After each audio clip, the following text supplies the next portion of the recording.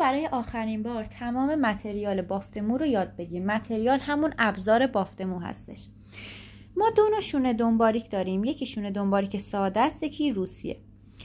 ساده که کاملا از ظاهرش مشخصه، روسی ما بیشتر با روسی سر کار داریم. اینو من خودم درستش کردم، شما میتونید بخریدش. وقتی که خریدین یکم ظاهرش با این فرق داره. ما شونه روسی رو بیشتر به خاطر سر شونه نیاز داریم که کاملا تیز هستش و میتونیم باش کلی تقسیم بندی های تمیز در بیاریم.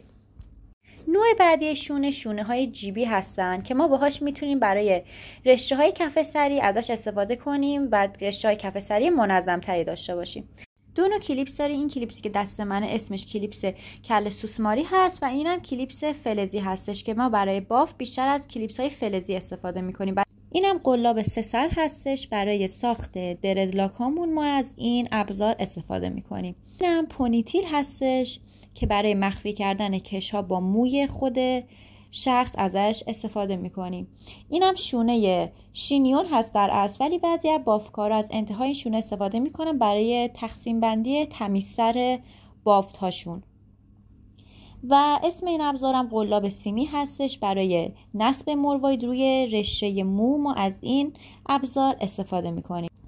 اسم این ابزارها هم قلاب آفرو هستش. بچه ها این قلابا در 3 سایز هستن، 1، 3، 5. من 1 و 3 رو دارم. 5م اگه نگرفتین هیچ موردی نداره. 1 خیلی ریزتر هستش، 3 یکم درشتر هستش. برای بعضی از لاین های آفرو ما هر دوشو نیاز داریم. استفاده از ژل واکس خیلی تو کار ما مهمه. من ژل واکس رضوان نارنجی رو پیشنهاد میدم. نارنجی و قرمز این رضوان ها برای بافتای کف سری هستن. و حالا ژل خیس داشته باشین، خیلی خوبه. ژلای مرطوب میبینید داخلش حباب داره و برای بعضی از بافتا ما نیاز داریم. و کرم مو هم خوبه بچه‌ها داشته باشین. حالا اصل و فیکش فرقی نمیکنه. شما فیک هم بگیرین برای بافت کارتون رو راه میندازه. برای بعضی بافتای شل ما از کرم مو فقط استفاده میکنیم. و اینم پایه رومیزی سرماکن هستش که اگه بخواین سرماکنتون رو به میز وصل کنید حتما به این شما نیاز دارین.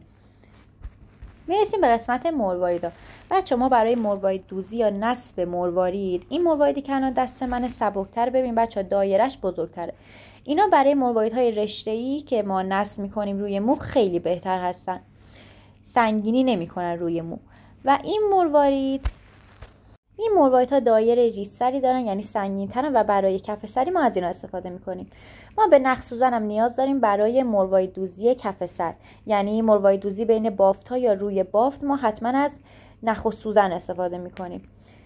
و مهره روسی بچه خیلی استفاده میکنم دوستان، و برای روی بافت و مخفی کردن کش ها میتونید ازش استفاده کنید.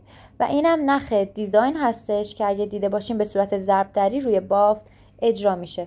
ما بچه ها 2 نوع کش داریم برای 40 گیسامون. یکی کش سوپر هست که خیلی محکمه، یکی کش معمولی هست که یکم نازکتر هستش. و سوزن‌های پلاستیکی هم خیلی نیاز داریم برای نخ‌های دیزاین. ما حتما از سوزن پلاستیکی استفاده می‌کنیم روی بافت تا وقتی بخوایم اجراش کنیم. حالا موهای 2 سرباز یا موهای اضافه بچه‌ها، این موی پوشدار هستش. اگه خوب دقت کنید پوش توی مو رو می‌بینید. موی پوشدار ما برای بافتای کف سری استفاده می‌کنیم. و موهای نیم پوش رو برای بافت‌های مثلا مثل دندون موشی و کوین استفاده می‌کنیم. و یه نوع موی دیگه هم داریم اسمش موی ابریشمی هستش که من کلا خیلی پیشنهاد نمیدم برای ابریشمی، ولی شما باید بدونی که ما 3 نوع موی 2 سرباز داریم: موی پوشدار، موی نیم پوش و موهای ابریشمی.